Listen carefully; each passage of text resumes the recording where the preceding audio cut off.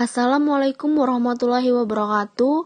Kami dari kelompok 7 ingin mempresentasikan hasil makalah kami yang berjudul Bahasa Ilmiah dalam Karya Tulis Ilmiah yang disusun oleh Anggelia Resita Utami, Bernos Suhadano, Fitriani, Muhammad Anggi Putra, Rani Padilla.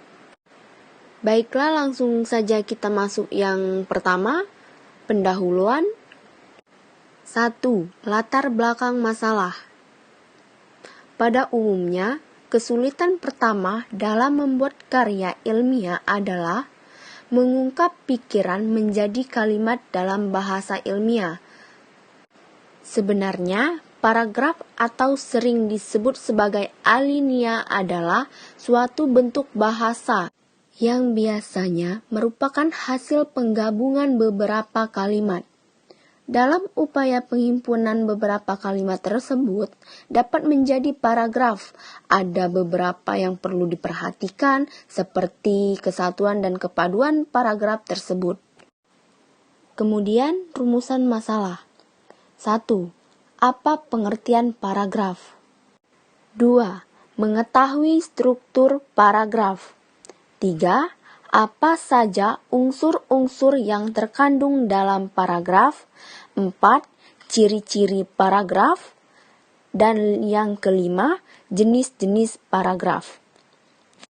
Setelah kita mengetahui latar belakang dan rumusan masalah paragraf, tentunya pasti ada tujuan paragraf. Tujuan paragraf tersebut untuk mengetahui dan lebih mengenal mengenai paragraf secara umumnya, terutama yang sering digunakan dalam kegiatan penulisan karya ilmiah, serta mengetahui hal-hal yang berkaitan dan terkandung dalam paragraf tersebut, baik itu seperti jenis, ciri, struktur, penulisan, dan syarat suatu susunan kalimat. Biasanya dikatakan paragraf. Selanjutnya, pengertian paragraf. 1. Paragraf merupakan suatu kumpulan dari satu kesatuan pikiran yang kedudukannya lebih tinggi serta lebih luas daripada kalimat.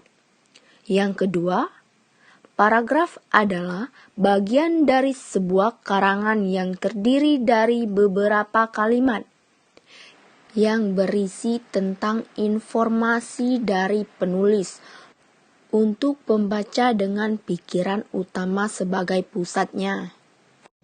Adapun jenis-jenis paragraf.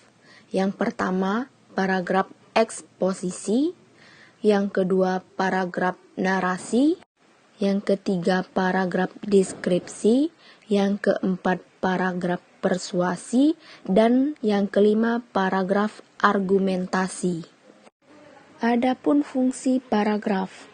Yang pertama, untuk mengekspresikan gagasan utama yang ingin disampaikan oleh penulis. Yang kedua, untuk menjelaskan keseluruhan ide pokok dengan mudah, logis, dan sistematis. Ketiga, untuk menandai pergantian gagasan baru jika karangan tersebut memiliki lebih dari satu gagasan utama. Yang keempat, membantu pembaca memahami gagasan utama sebuah karangan. Yang kelima, untuk memudahkan pengendalian variabel jika karangan berisi lebih dari satu variabel.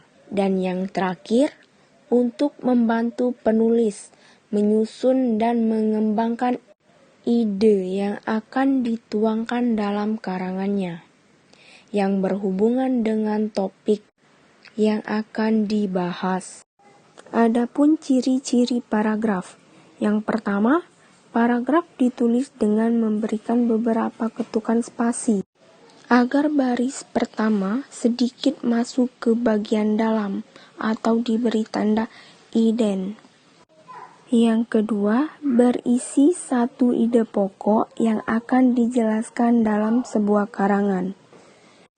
Yang ketiga, berisi beberapa kalimat topik yang akan dapat menjelaskan dan menerangkan ide pokok karangan tersebut secara rinci. Dan yang terakhir, beberapa paragraf tersebut akan berisi opini penulis yang akan dinyatakan dalam kalimat penjelas. Dan tentunya, paragraf pasti memiliki unsur-unsur paragraf tersebut. Yang pertama, harus berisi kalimat utama. Yang kedua, harus berisi kalimat penjelas untuk menguraikan kalimat utama. Dan yang ketiga, harus memiliki koherensi, yaitu kesatuan yang dibangun oleh hubungan di antara kalimat pembentuk paragraf, sehingga paragraf mudah untuk dipahami. Jadi, kesimpulan dari pembahasan di atas dapat ditarik bahwa paragraf memiliki beberapa syarat dalam pembentukannya yang harus diperhatikan, seperti unsur, ciri, jenis, dan syarat-syarat lainnya. Dan kemudian akan membentuk suatu paragraf yang baik dan benar. Saya Rani Padilla selaku penjelas dari kelompok 7. Saya ucapkan terima kasih. Wassalamualaikum warahmatullahi wabarakatuh.